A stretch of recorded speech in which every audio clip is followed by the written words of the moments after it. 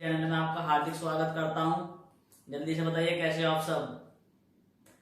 I hope अच्छे होंगे, अच्छे से मेहनत कर रहे होंगे और इंजीनियरिंग के कंसेप्ट को अच्छे से समझ रहे होंगे। देखो गाइज, हम स्टार्ट करते हैं आरसीसी। ठीक है, आरसीसी में मैंने 2 या 3 लेक्चर बना दिए हैं। ठीक है, आज हम न्यूमेरिकल कराने वाले हैं और ये लेक्चर आपके लिए बहुत इंपॉर्टेंट होने वाला है गाइज। ठीक है, तो न्यूमेरिकल स्टार्ट करते हैं। ठीक है, देखो गाइज, ये फर्स्ट न्यूमेरिकल है। आपको एक बीम दिया हुआ है। ठीक है, बीम की विड्थ गिवन है आपके पास, कितनी है 260 mm और डेप्थ, ओवरऑल डेप्थ कितना है 600। ठीक है, और इफेक्टिव कवर कितना है 5 mm। ठीक है, और इसमें जो स्टील लगा हुआ है, स्टील का एरिया कितना दिया हुआ है गाइज, AST = 157 mm²। ठीक है, तो और क्या दिया हुआ है, सिग्मा ST 140 N/mm² और सिग्मा CBC 7 N/mm²। ठीक है गाइज, ये डाटा आपको गिवन है और इसमें m की वैल्यू है M13। m क्या था आपका, m था मॉड्यूलर रेशो। ठीक है, तो आपको क्या करना है गाइज, इस क्वेश्चन में आपको ANA और CNA निकालना है। ठीक है, CNA एंड ANA ये आपको फाइंड आउट करना है। तो guys, what is the ANA and what is CNA, I told you previous videos lecture. ठीक है, जिन्होंने मेरा वीडियो लेक्चर नहीं देखा है तो सबसे पहले वो मेरा पिछला वीडियो देख लीजिए, अदरवाइज उनके समझ में नहीं आने वाला है। ठीक है, तो CNA होता है क्रिटिकल न्यूट्रल एक्सिस और ANA होता है आपका एक्चुअल न्यूट्रल एक्सिस। ठीक है, तो CNA में मैंने जस्ट एक फॉर्मूला बताया था, यानी कैलकुलेशन फॉर CNA। ठीक है, कैलकुलेशन फॉर CNA, तो CNA का फॉर्मूला होता है C = m sigma CBC into D upon m sigma CBC plus sigma ST।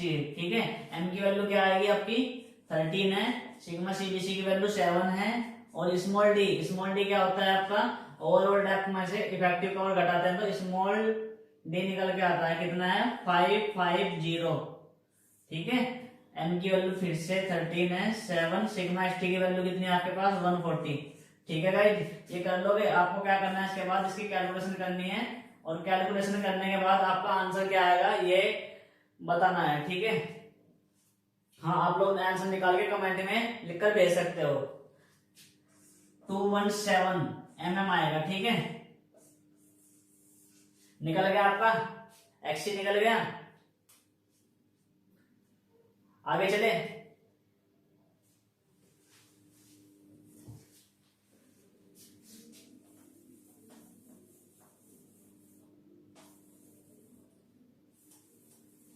XC कितना निकला 217। आगे निकालते हैं हम ANA। यहां एडिंग लिखिएगा, कैलकुलेशन फॉर ANA क्या होता है, एक्चुअल न्यूट्रल एक्सिस। ठीक है, एक्चुअल न्यूट्रल एक्सिस कैसे फाइंड आउट करते हैं, इसके लिए हम मोमेंट लेते हैं। मैंने बताया था कंप्रेसिव एरिया का NA के परितः moment is equal to tensile area का NA के परितः मोमेंट। ठीक है, मैंने दो जोन बताए थे, कंप्रेसिव जोन होता है आपका और एक टेंसाइल जोन होता है। ठीक है, और जो न्यूट्रल एक्सिस होती है उसके परितः में मोमेंट लेना है, जो NA होती है न्यूट्रल एक्सिस। ठीक है, तो कंप्रेसिव एरिया का NA के परितः मोमेंट निकालेंगे तो क्या आएगा, B इंटू x/2, ये आपका मोमेंट हो गया, इज इक्वल टू क्या होगा, टेंसाइल एरिया का NA के परितः मोमेंट। ठीक है, और ये XA हो जाएगा एक्चुअल के लिए। ठीक है गाइस, यहां से इसकी वैल्यू पुट कर दीजिए आप, कितना है, B की वैल्यू 260 है, XA हमें निकालना है, M की वैल्यू आपके पास 13 है, AST की वैल्यू 157 और D कितना है 550 - x से। ठीक है गाइज, तो यहाँ इसके बाद क्या होता है आपका, इसके बाद आपकी एक द्विघात समीकरण बनती है, आई मीन क्वाड्रेटिक इक्वेशन बनती है, जिसको आप एज ए कैलकुलेशन सोल्व नहीं कर सकते। तो इसके लिए आपको कैलसी की आवश्यकता पड़ेगी। आप 82 या फिर 100 एमएम का कैलकुलेटर खरीद लीजिए, उससे इसकी कैलकुलेशन होगी, ठीक है। और एग्जाम में अलाउ होता है कैलसी ले जाना, ठीक है। तो ये द्विघात समीकरण बनेगी, यहाँ पे द्विघात समीकरण जो भी बनेगी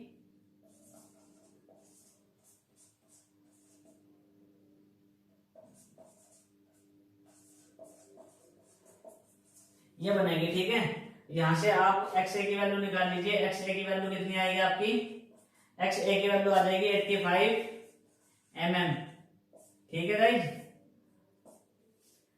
निकाल लिया।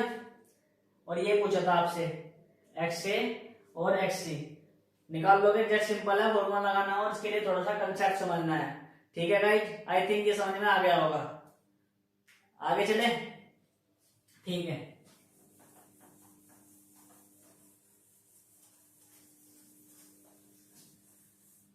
देखो आगे क्वेश्चन है आपका, बहुत इंपॉर्टेंट क्वेश्चन है ये भी।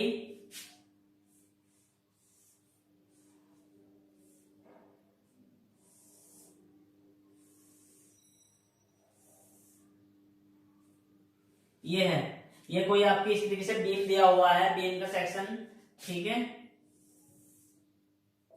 ये एक्सिस मान लीजिए, अन्य हो गया है, ठीक है। और ये क्या है आपका, ये एएसटी है, कितना है, 4 बार है, 20 mm फाई 4 बार्स, ठीक है। 20 mm फाई 4 बार्स है। ये कितना है आपका 300 mm इफेक्टिव डेप्थ दे रखी है इसमें, 300 mm इफेक्टिव कहां तक होती है, जहां तक आपका रीइंफोर्समेंट होता है उसके सेंटर तक, यहां तक है, ठीक है। और ये विड्थ कितनी है, यहां से यहां तक, ये विड्थ है गिवन है आपका क्वेश्चन में 200 mm, 200 mm, ठीक है। और ये दिया हुआ है डेप्थ 60 mm, ठीक है राइट। ये आपका क्वेश्चन है। इस क्वेश्चन में आपसे क्या पूछा है, एम ने पूछा है, निकाल सकते हो, निकाल के बताओ, ठीक है। मैंने आपको समझा दिया है किस तरीके से एन ने फाइंड आउट करते हैं, निकाल के बताओ, और आपका जो आंसर आएगा मुझे कमेंट में लिखकर भेज दीजिए, ठीक है, मैं चेक कर लूंगा। देखो फिर भी मैं तुम्हें बता देता हूँ किस तरीके से आएगा। एन के लिए हमें कैलकुलेशन करनी होती है कि कंप्रेसिव एरिया का एन के परितः moment is equal to tensile area का एन के परितः मोमेंट, ठीक है गाइज, यहां तक समझ में आया। तो जो कंप्रेसिव एरिया होता है, कंप्रेसिव एरिया कौन सा है, ये कंप्रेसिव होता है, टेंसाइल होता है, ठीक है। ये ऊपरले वाला यहां से यहां तक भी मैंने एक्स डिस्टेंस मान ली है, ठीक है। तो क्या हो जाएगा b into x by 2, b into x by 2, ये कंप्रेसिव एरिया हो गया, ठीक है। लेकिन कंप्रेसिव एरिया क्या है, कुछ कम है, तो b इंटू एक्स ए बाय 2 आ जाएगा, प्लस इसमें से माइनस होगा, फिर इसमें से माइनस होगा कितना 60 इंटू कितना होगा 60 इंटू एक्स माइनस 30, इसका हाफ, ये हाफ कितना हो गया 30 हो गया, टोटल एक्स है। तो ये डिस्टेंस कितना बचता है यहां से यहां तक एक्स माइनस 30, ठीक है, समझ में आया। इज इक्वल टू क्या होता है फिर m की वैल्यू 18 है, मल्टीप्लाई AST कितना आ जाएगा 4 बार है, 4 मल्टीप्लाई 5/4 इंटू डी स्क्वायर, ठीक है, इंटू डी माइनस एक्स ए, और डी कितना है आपका 300। तो ये समीकरण बन गई गाइस आपकी, कुछ नहीं करना है, वही इक्वेशन है, कंप्रेसिव एरिया का एन के परितः मोमेंट और टेंसाइल एरिया का एन के परितः मोमेंट, ठीक है। कंप्रेसिव एरिया यहाँ पे क्या है, b इंटू एक्स है, b इंटू एक्स b की वैल्यू है 200, ठीक है, minus 60 into 60 minus x by 30, moment लेंगे तो ये तो आपका होता है एरिया, ठीक है। ये तो इसका पोर्शन का एरिया निकल जाएगा 60 इंटू 60, ठीक है। और ये आपका क्या है, ये डिस्टेंस है, इसके सेंटर से यहां तक की डिस्टेंस हो जाएगी, मोमेंट निकल जाएगा इस तरीके से आपका। तो m और ये ए एस टी हो गया और ये आपका फिर डी माइनस एक्स है। ठीक है, ज्यादा डिफिकल्ट नहीं है, कैलकुलेशन कर लेना। ये 100 आ जाएगा तो एक इक्वेशन बनेगी यहाँ से आपकी, एक द्विघात समीकरण बनेगी एक्स स्क्वायर प्लस के 190.1 एक्स माइनस, ये आपकी एक द्विघात समीकरण बनेगी। ठीक है, इस द्विघात समीकरण को आप कैलसी की सहायता से सोल्व कीजिए और सोल्व करने के बाद एक्स की जो वैल्यू आएगी वही आपका क्या होगा, आंसर होगा। ठीक है, मैं जस्ट बता रहा हूं कैसे होगा। माइनस के b plus minus under root के अंदर बी स्क्वायर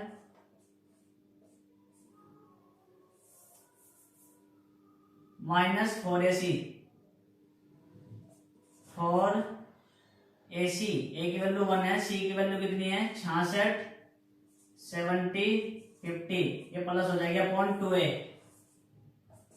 ठीक है, यहां से एक्स ए की वैल्यू आ जाएगी, एक्स ए का मान कितना आएगा आपका, एक्स ए का मान आ जाएगा 18.25 mm। ठीक है, ये क्लियर होगा गाइज। यदि आपको कोई प्रॉब्लम आ रही है तो आप लोग क्या करिएगा, वीडियो को पॉज कीजिए, पॉज करने के बाद इसको धीरे से समझिएगा। ठीक है, जब आपकी समझ में अच्छे से आ जाएगा फिर इसको आप अपनी कॉपी में नोट कर लीजिएगा। करने के बाद आपका कंसेप्ट जब भी क्लियर हो जाए तब आप इसको क्वेश्चन को सोल्व करने की कोशिश करिए। ठीक है, आगे चले, उतार लीजिए क्वेश्चन।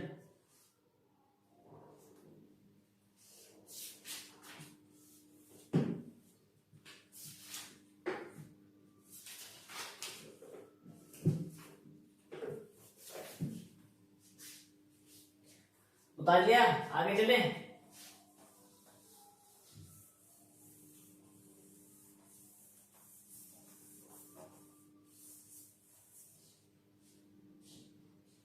देखो क्या होगा, आगे हेडिंग डालिए एक, percentage of steel in RCC, percentage of steel in RCC. ठीक है, percentage of steel in RCC डाल दिया। परसेंटेज ऑफ स्टील आरसीसी क्या होता है, P इक्वल टू AST, जो एरिया होता है स्टील का उसको टोटल एरिया से डिवाइड करते हैं B इंटू डी से और 100 से मल्टीप्लाई करते हैं तो आपका क्या निकलता है, परसेंटेज ऑफ स्टील निकल जाता है। ठीक है, और इसके बाद ये समीकरण नंबर 1 मान लीजिए। एक होता है आपका कंप्रेसिव एरिया का negative moment equal to tensile area का नेगेटिव मोमेंट, वहां से भी आप AST निकाल सकते हो। ठीक है, आई मीन बैलेंस सेक्शन के लिए C इक्वल टू T करके कंप्रेसिव एरिया को टेंसाइल एरिया के इक्वल टू करके। ठीक है, कंप्रेसिव एरिया क्या होता है, B into x into x A by 2 होता है, B into x into sigma CBC, ये होता है कंप्रेसिव एरिया। ठीक है, टेंसाइल एरिया कितना होता है, टेंसाइल फोर्स, ये फोर्स होते हैं आपके कंप्रेसिव फोर्स और tensile force, sigma ST into AST। ठीक है, ये समझ में आ गया। यहां से आप AST की वैल्यू निकालिए, AST की वैल्यू क्या आ जाएगी आपकी, XA into sigma CBC by 2, और ये वैल्यू आप समीकरण नंबर 1 में रख दीजिए। ठीक है, जब ये वैल्यू आप समीकरण नंबर 1 में रखेंगे तो समीकरण नंबर क्या हो जाएगी, BXA बाय 2 सिग्मा CBC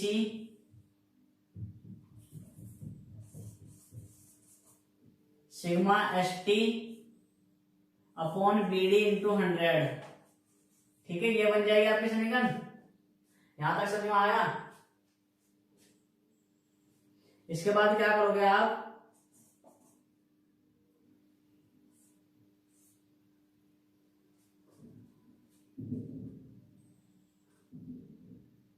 इसके बाद क्या करोगे, इसकी कैलकुलेशन B से B कट जाएगा आपका, 2 से ये कट जाएगा 100, कितना आएगा 50। तो इसकी जस्ट कैलकुलेशन करके P की वैल्यू कितनी आएगी आपकी, 50 sigma CBC into x upon sigma ST into D. P की वैल्यू ये आ जाएगी आपकी यहां से। ठीक है, और इसके बाद क्या करोगे, इसके बाद क्या करोगे गाइज, जो ये वैल्यू आई है यहाँ पे, जो सिग्मा सीबीसी और सिग्मा एसटी है इसकी वैल्यू रखेंगे। अभी हमने पढ़ा था जब डेरिवेशन कराया था एक पिछले टर्म पर, हमने लिखा था कि m sigma CBC upon sigma ST इसकी वैल्यू होती है x upon D minus x, इसके इक्वल टू होती है, ठीक है। और यहाँ से इनका रेशो जो निकलता है यहाँ पे कितना आ जाएगा, sigma CBC upon sigma ST is equal to x upon m d minus x, ये आ जाएगा। ये वैल्यू आप यहाँ पे रख दीजिए। तो p इज इक्वल टू कितना आ जाएगा, इसीलिए p is equal to 50 multiply x upon x into d minus x upon d into x, ठीक है। तो ये एक्स स्क्वायर हो जाएगा, एक्स एक्स की मल्टीप्लाई करोगे तो एक्स स्क्वायर आ जाएगा, ठीक है। तो ये क्या होता है आपका परसेंटेज ऑफ स्टील का फॉर्मूला होता है, परसेंटेज ऑफ स्टील का फॉर्मूला होता है। क्या होता है, क्या आएगा, एम आएगा यहाँ पे, हाँ एम आएगा, ठीक है। ये समझ में आया। इसके ऊपर एक क्वेश्चन लेके चलते हैं। देखो क्वेश्चन क्या क्या कहता है, क्वेश्चन ये कहता है percentage of steel in RCC का क्वेश्चन है। आपको दिया हुआ है एक्स की वैल्यू 98 mm, एम की वैल्यू दी हुआ है 18 mm, नहीं 18 है खाली, और डी की वैल्यू क्या है, स्मॉल डी की वैल्यू 250 mm। ये आपका क्या है क्वेश्चन है।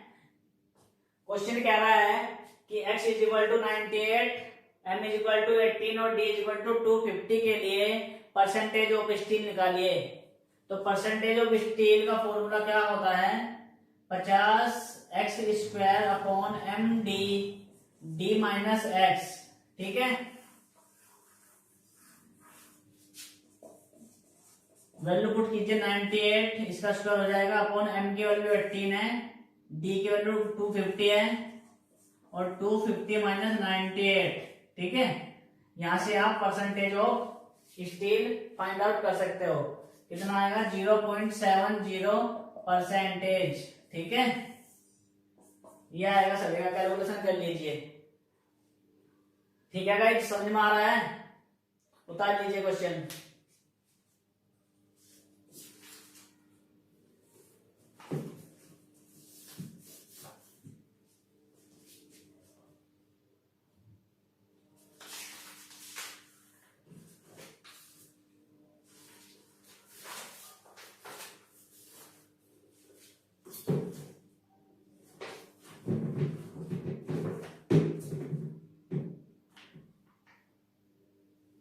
उतार लिया, आगे चले।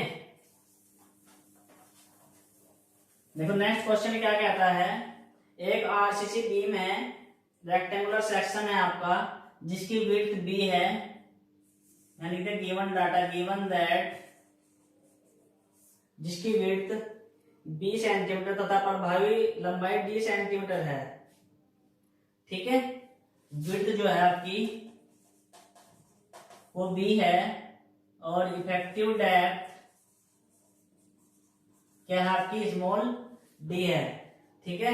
और सिग्मा सीबीसी की वैल्यू कितनी है 5 है और सिग्मा एसटी की वैल्यू 140 है, ठीक है। और m का मान 18 लेते हुए नंबर 1 फाइंड आउट करना है आपको। नंबर 1 फाइंड आउट करना है बल शून्य रेखा की स्थिति,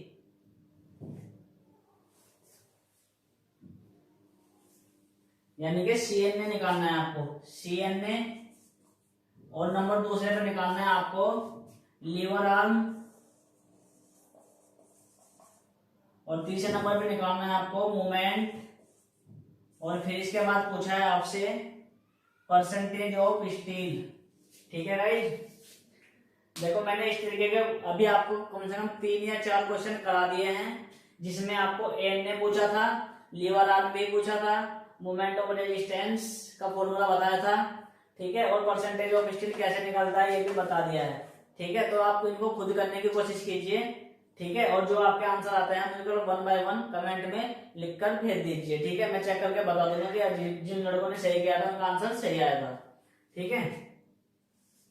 देखो किस तरीके से सोल्व करते हैं। सबसे पहले हम A N A find out करते हैं। ए एन ए के लिए क्या formula, C N A find out करते हैं। सी एन ए के लिए क्या फार्मूला होता है आपका, क्रिटिकल न्यूट्रल एक्सिस के लिए x t equal to m sigma CBC into d upon m into sigma CBC plus sigma s t. ठीक है, x t equal to m sigma CBC into d upon m sigma CBC plus sigma s t. M की value कितनी है आपके पास, M की value है 18 और sigma CBC की वैल्यू कितनी है 5 इंटू डी। डी आपको पता नहीं है। एम सिग्मा सीबीसी की वैल्यू कितनी है 18 इंटू 5 और सिग्मा एस टी की वैल्यू आपको गिवन है 140। ठीक है, यहां से इसकी कैलकुलेशन कर लीजिए। कैलकुलेशन करने के बाद एक्स की वैल्यू बताओ कितनी आएगी, डी के टर्म में बताना है, डी के टर्म में ही बताना है। 0.39 डी आ जाएगा, 0.39 डी। ठीक है, एक्स की वैल्यू निकल गई यहां से।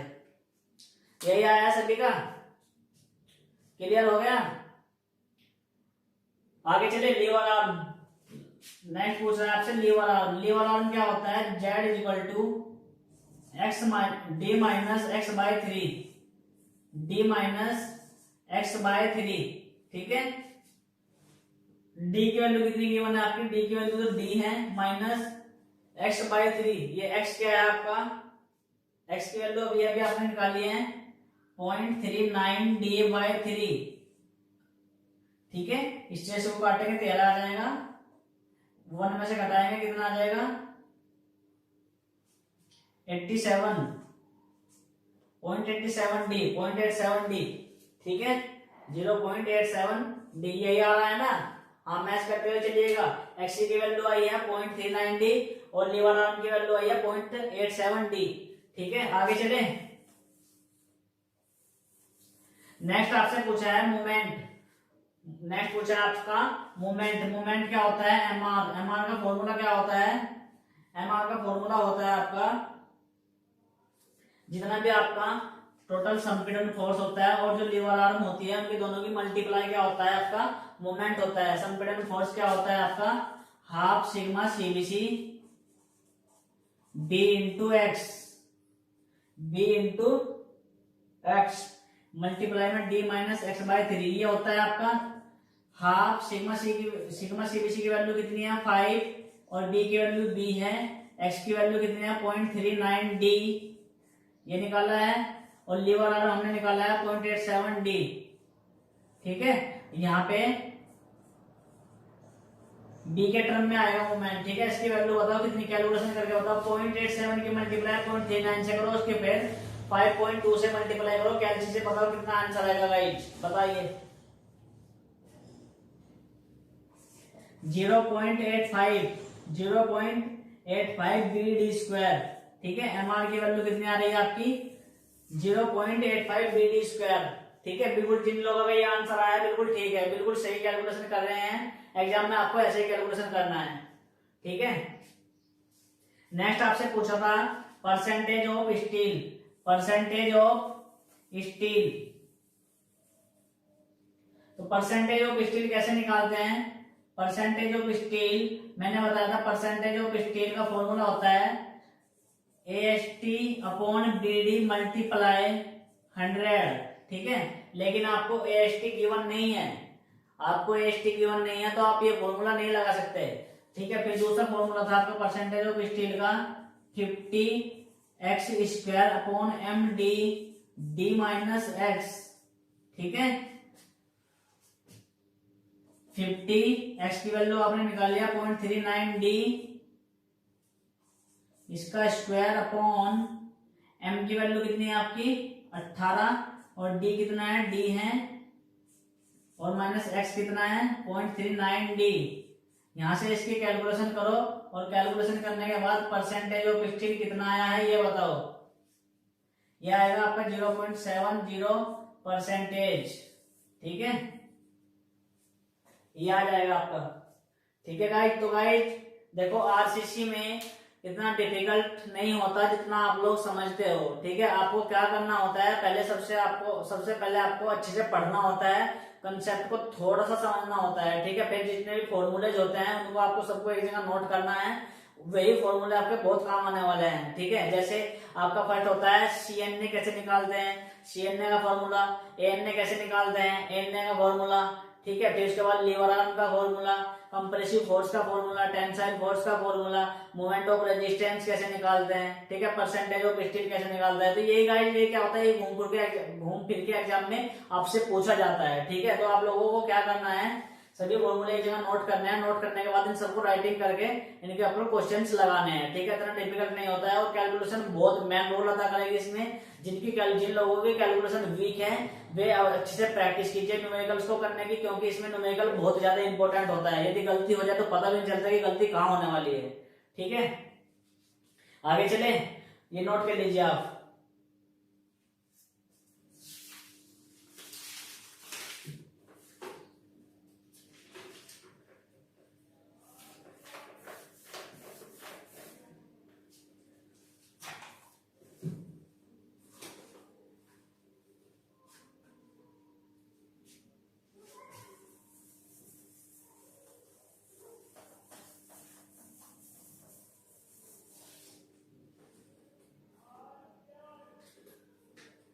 देखो गाइस, ये क्वेश्चन दिया हुआ है आपका, आरसीसी की बुक में है। बुक का नाम है आपका डीवी गुप्ता। डीवी गुप्ता के न्यूमेरिकल्स कराता हूँ मैं सभी, ठीक है। आपको सारे न्यूमेरिकल्स बुक में मिल जाएंगे, ठीक है। वहां से नोट करते हुए चलिए, क्या कह रहा है। आरसीसी रेक्टेंगुलर बीम है जिसकी चौड़ाई कितनी है, 200 mm है। एक आपको बीम बनाना है, इसकी विड्थ कितनी है, 200 mm है। और इसकी इफेक्टिव डेप्थ कितनी है, 400 mm है, ठीक है। अरे आपको टोटल ओवरऑल डेप्थ और इफेक्टिव डेप्थ में तो पता है ना। इफेक्टिव डेप्थ क्या होती है, जहां पे आपका स्टील होती है, स्टील तक की जो डिस्टेंस होती है उसको इफेक्टिव डेप्थ बोलते हैं। यदि ये डेप्थ यहाँ तक होती है तो उसको ओवरऑल डेप्थ बोलते हैं, ठीक है। और ये AST है, AST कितना दिया हुआ है आपका, 1256 mm², ठीक है। और दिया हुआ आपका सिग्मा CBC कितना है, 5, और सिग्मा ST कितना है, 140, और M की वैल्यू कितनी है, 18 है, ठीक है। ये दिया हुआ है आपका। तो गाइस आपसे पूछा है कि ये जो बीम है आपका, ये अंडर रिइंफोर्स्ड है या फिर ओवर, अंडर या ओवर ये बताना है। सिर्फ ये चेक करना है आपको कि ये अंडर है या फिर ओवर है। और अंडर ओवर के लिए क्या क्राइटेरिया है, मैंने आपको बताया था। हम सबसे पहले अंडर ओवर के लिए XC और XA निकालते हैं, ठीक है। XC अधिक आता है तो अंडर होता है, XA अधिक आता है तो अंडर होता है, XC अधिक आता है तो ओवर होता है, ठीक है। तो 1 by 1 लेके चलेंगे। सबसे पहले हम कैलकुलेशन करेंगे CNA के लिए, ठीक है। CNA के लिए कैलकुलेशन करेंगे। CNA का फॉर्मूला क्या होता है बताइए, कोई बताइए क्या होता है फॉर्मूला। बाप बताओ कैसे हो आप लोग, मतलब फॉर्मूला भी याद नहीं करते। अरे कम से कम फॉर्मूला तो बता दो, फॉर्मूला भी याद नहीं करोगे तुम लोग तो फिर काम कैसे चलेगा, ठीक है। फॉर्मूला बताओ क्या होता है। हाँ, आपने जो नोट्स बनाए हैं नोट्स में देखो, पीछे देखो क्या होगा। अरे ये 1-2 पेज पढ़ लो, 1-2 पेज के पीछे आएगा। हाँ यही है, बताओ। M sigma CBC into D upon M sigma CBC plus sigma ST। जिन लोगों ने आंसर बताया वो ठीक बताया, ठीक है। पढ़ रहे हैं, मेहनत कर रहे हैं। M की वैल्यू कितनी है आपका, 18 है। सिग्मा CBC की वैल्यू 5 है। D की वैल्यू क्या है आपका, 400 है। और सिग्मा ST की वैल्यू 140 है। यहाँ तो आपको क्लियरली XC निकल जाएगा, XC की वैल्यू कितनी आई निकाल के बताओ, कितना है XC की वैल्यू, 157 mm, ठीक है। यही आ रहा है सभी का, यही आ रहा है, ठीक है। आगे चलते हैं। XC की वैल्यू कितनी आई, यहाँ नोट कर लीजिए। XC is equal to 157 mm, ठीक है। इसको रफ कर रहा हूं। इसके बाद आपसे पूछा है आपसे ANA कैसे निकालते हैं। ANA का फॉर्मूला क्या होता है, देखो इसका कोई फॉर्मूला नहीं होता है। इसके लिए हमें एक स्टेप याद रखना होता है जो कि कंसेप्ट से जुड़ा हुआ है, ठीक है। क्या होता है, a compressive area का n के परिता मोमेंट, compressive area का n के परिता moment is equal to tensile area का n के परिता मोमेंट। ठीक है, ये फंडा है। देखो क्या होगा, b into x by 2 m into AST into d minus x. ये क्या होता है आपका, ये तरीका होता है निकालने का। मोमेंट लिया हुआ है मैंने n के परिता, ठीक है। ये m से मल्टीप्लाई AST से करते हो, मैंने बताया था इक्विवेलेंट एरिया के लिए कैसे करते हैं। ठीक है, मेरा पिछला वीडियो लेक्चर देख लीजिए जिसको समझ में नहीं आ रहा है। b की वैल्यू कितनी है आपकी 200 है, multiply x square by 2, m की वैल्यू कितनी है 18 है, AST की वैल्यू कितनी है 1256 और d की वैल्यू 400 माइनस XA। ठीक है, यहां से एक समीकरण बनेगी आपकी द्विघात समीकरण, यहां से आपके द्विघात समीकरण बनेगी x square plus 226x minus आपकी ये समीकरण बनेगी दोस्तों। ठीक है, आपको क्या करना है, इस द्विघात समीकरण को कैल्सी की सहायता से सोल्व करना है सीधा चालीस फॉर्मूला लगाकर। ठीक है, सीधा चालीस फॉर्मूला लगाकर आप इसको सोल्व करोगे तो आपको एक्स की वैल्यू निकल के आएगी। कितना है एक्स की वैल्यू, जल्दी बताओ निकल के कितना है। हाँ भाई, यहाँ पे थोड़ी कैलकुलेशन करनी होती है। ठीक है, कैल्सी उठाना होता है, सीधा चलेगा फॉर्मूला दिमाग में लगाना होता है, लिख करके भी लगा सकते हो तुम लोग। ठीक है, लेकिन आप जैसे जैसे प्रैक्टिस में आ जाओगे आप फिर लिखने की आवश्यकता नहीं पड़ेगी आपको, आपकी उंगली पर आ जाएगा, देखना है ना, ये कैलकुलेशन आपकी उंगली पर आ जाएगी। तो कितनी आएगी 209 mm। ठीक है, जिन लोगों को 209 mm आ रहा है बहुत अच्छी बात है, वे लोग पढ़ रहे हैं। ठीक है, तो गाइस आप लोगों ने XA भी निकाल लिया है और XC भी निकाल लिया है। ठीक है, तो मैं देख रहा हूं, यहाँ पे मैं देख रहा हूं कि XA की वैल्यू XC से ज्यादा है, XA की वैल्यू अधिक है XC से। तो ये क्या होगा, अंडर होगा या ओवर होगा, ये अंडर रिइंफोर्समेंट होगा। ठीक है, XA की वैल्यू जब अधिक होती है XC से तो ये अंडर रिइंफोर्समेंट होगा। ठीक है,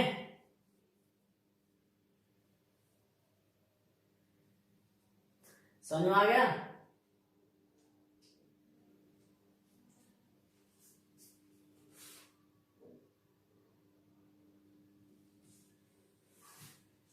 वो सॉरी अंडर नहीं होगा, ये XC की वैल्यू क्या होगी, देखो मैंने जब स्ट्रेस स्टेट डायग्राम बनाया था इनका तो कुछ ऐसे बनाया था।